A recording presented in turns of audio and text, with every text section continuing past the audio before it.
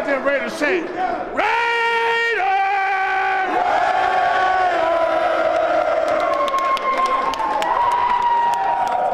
Hey, man, hey, hell of a job, man. Way to battle all the way to the end. Guys, we may have counted out the Las Vegas Raiders way too soon. They were missing two absolute superstars in Devante Adams and Maxx Crosby. Everything seemed like the season was about to go on a downward spiral. I know the Browns are garbage this year, but this Raiders team has fight. They have grit, they won't feel sorry for themselves, and they're not just going to sit back and lose games. And that's what I love about this team.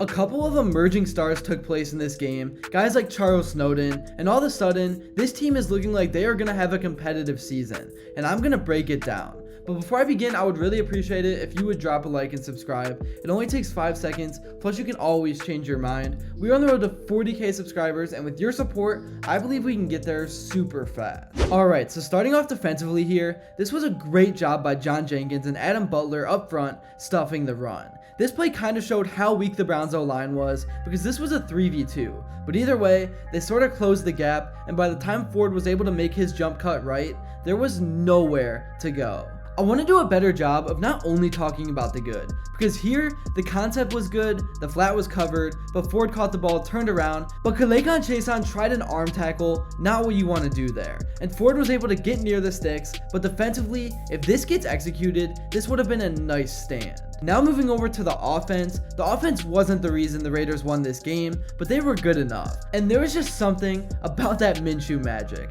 Man, I don't even know what it is. But anyways, let's start off with a little bit of trickery out of ISO formation. Brock Bowers ends up with the ball and is able to power his way forward. This is exactly how the Raiders need to play. They need to try to make things happen, because the offense isn't going to naturally put up big numbers, and then here in an empty set, I love this play. Hit your outside receiver, the defense was sagging, and Trey Tucker did a great job of cutting up field for the extra yardage, and the Raiders kept powering up the field the rest of the drive. Offensively, Gardner Minshew stepped up in a big way, demonstrating some more of that Minshew magic that we've come to expect. While his stats weren't flashy, 14 for 24 for 130 yards, he managed the game effectively and made plays when it counted. His ability to avoid pressure and find open receivers kept drives alive and helped the Raiders control the tempo. Here's what Minshew had to say in the post-game interview. Yeah, we got to focus on the task at hand with who we have here. You know, obviously everybody understands Devante's situation, and you know, we all love Devante, but understand he's got to make the best decision for him. Our team has to make the best decision for us, and we got to keep moving forward and trying to figure out how to win games. No matter how that turns out, you guys, got a vision of what life might be without him on Sunday, and it didn't look too bad, actually. How much does that help? Like, you saw what that looked like. Yeah, I don't know, man. Those aren't decisions I have anything to do with. I trust our guys to make the best decisions for the team. And for whoever we have here, we're going to give it everything we have and continue to try to win. The rushing attack was a pleasant surprise, with Alexander Mattison leading the way with 60 yards, and the Raiders totaled 152 yards on the ground, a significant improvement from their previous performances this season. 5 different players had runs of at least 10 yards, showcasing the versatility of the ground game. Zhamir White also contributed to the rushing attack, though his fumble in the fourth quarter led to a Browns touchdown. Despite this setback, White's overall performance was solid, and he'll look to build on this experience moving forward. As I mentioned, the receiving corps most definitely stepped up in the absence of Devante Adams. Jakobi Meyers led the way with 5 receptions for 49 yards, proving he can be a reliable target when called upon. Trey Tucker also made his presence felt, hauling in 5 catches for 41 yards and scoring on a reverse running play. DJ Turner added another touchdown from the receiver position, highlighting the group's ability to contribute in multiple ways. Now let's talk about the defense, which was the real star of the show.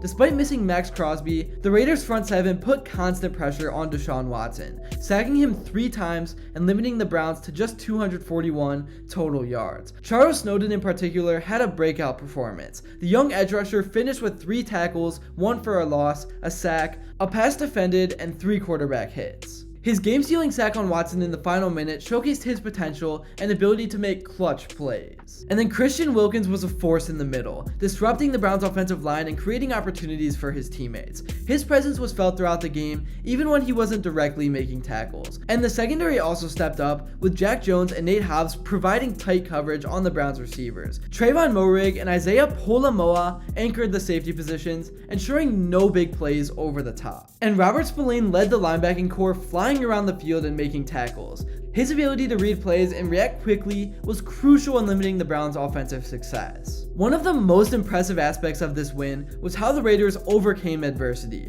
Without Adams and Crosby, many counted them out. But this team showed heart, grit, and a never-say-die attitude that will serve them well throughout the rest of this season. Looking at some specific defensive stats, the Raiders' pass rush generated pressure on 35% of Watson's dropbacks, according to PFF. This consistent pressure really forced Watson into quick, often inaccurate throws and disrupted the Browns' rhythm offensively. And switching gears, the offensive line, despite some injuries, held up well against a tough Browns front seven. Colton Miller anchored the left side, and when healthy, he can be super dominant, while Andre James provided stability at center. The interior line of Dylan Parham, Cody Whitehair, and Thayer Munfield Jr. battled hard against the formidable Browns defensive line, but you can tell this wasn't the same line we saw last year. They are small and a lot easier to run on, and the Raiders really took full advantage. In terms of recent news, the team signed tight end John Samuel Shanker to the active roster on September 29th, waiving wide receiver Ramo Kighton in a corresponding move. This addition provides a little more depth at the tight end position, especially with Michael Mayer's status being uncertain due to personal reasons.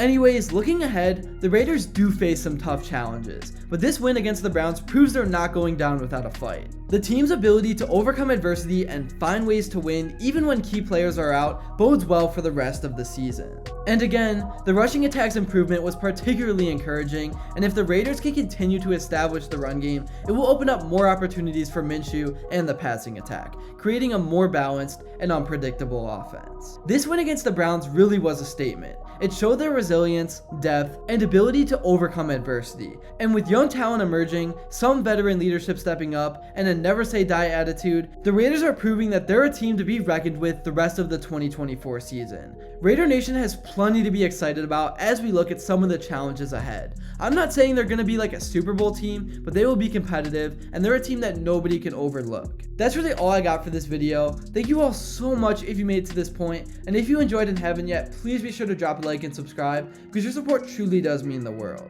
And also, let me know what you would like to see next, and until then, I will see you all later.